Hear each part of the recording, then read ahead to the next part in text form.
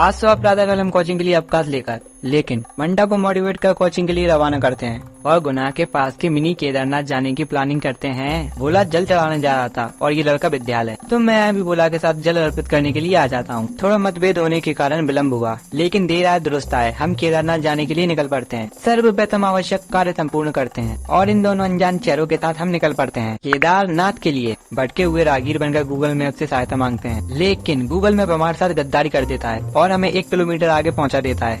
लेकिन जैसे तैसे हम सही रास्ते पर आ जाते हैं, परंतु यहाँ के रास्तों पर हमें बड़ी सावधानी पूर्वक गाड़ी चलाना पड़ा, नहीं तो हम भगवान जी से फेस टू फेस मुलाकात कर बैठते। ये हमारा टाइगर श्रॉफ उर्फ सन्नाटा, जो कि यहाँ अंग प्रदर्शन कर रहा था और मैं बारिश न होने पर भी छाते का प्रयोग कर रहा था। मजा आता है रे। यहाँ पर नदी और पुल का मिलन हुआ है और बोला दांतों को दर्द देकर पोत देता हुआ, और हम अपनी यात्रा को पुनः प्रारंभ कर देते हैं। ऐसे रास्तों से बाल बाल बचे और इसकी जवानी से भी। और फाइनली हम पहुंच जाते हैं केदारनाथ, जहां पर भैया बहुत कुछ लिखा पढ़ी कर रहे थे और हम बेलपत्री आदि सामग्री खरीद लेते हैं। अब हम मुख्य गेट के द्वारा अंदर प्रवेश करते हैं। बहुत ही हरी भरी जगह है रे। इनसे नमस्ते करते हैं और इन मंकीज को देखते हुए नीचे चलना प्रारंभ कर देते हैं। यहाँ पर हम अपना टीकाकरण करवाते हैं और मंदिर के अंदर चले जाते हैं, जहाँ पर हम पूरी श्रद्धा भाव से शिव जी की पूजा करते हैं और फोटो खिंचवाने के लिए लड़का ढूंढते हैं। यहाँ अगरबत्ती लगाकर नीचे चल देते हैं। इस कुंड की गहराई बहुत ही ज्यादा थी और ये यहाँ का प्राकृतिक नजारा। बेबी ऑफ स्टोन को पार करके हम आगे बढ़ते हैं और अब फादर ऑफ स्टोन को पार करके हम आगे बढ़ते हैं। सन्नाटा की खिलखिलाती हुई मुस्कुराहट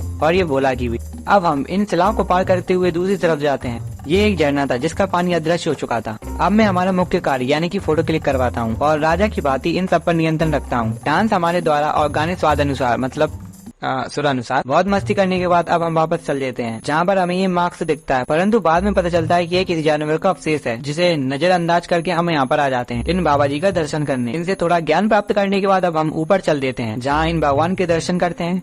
कैसा जमाना आ गया रे, पार्क में जाने के भी पैसे लगने लगे। इस पर हम अपनी असहमति प्रकट करते हैं और बाहर आने के रास्ते पर चल देते हैं। अब एक और महत्वपूर्ण कार्य को मद्देनजर रखते हुए हम पेट पूजा करने के लिए यहाँ जाते हैं और यहाँ से नाश्ता ले लेते हैं। यहाँ हलवाई ने हमें मूर्ख बना दिया और ठंडा नाश्ता पकड़ा दिया। भोला ने हमारी फ्यूचर भौजी के लिए व्रत रखा था, जिसे मद्देनजर रखते हुए हम इसके लिए केले की व्यवस्था कर देते हैं। अब हम पकौड़े ले लेते हैं। कॉमन बात ये थी कि ये भी ठंडे थे। यहाँ भोला का मन विचलित हुआ तो हम मिठाई भी ले लेते हैं।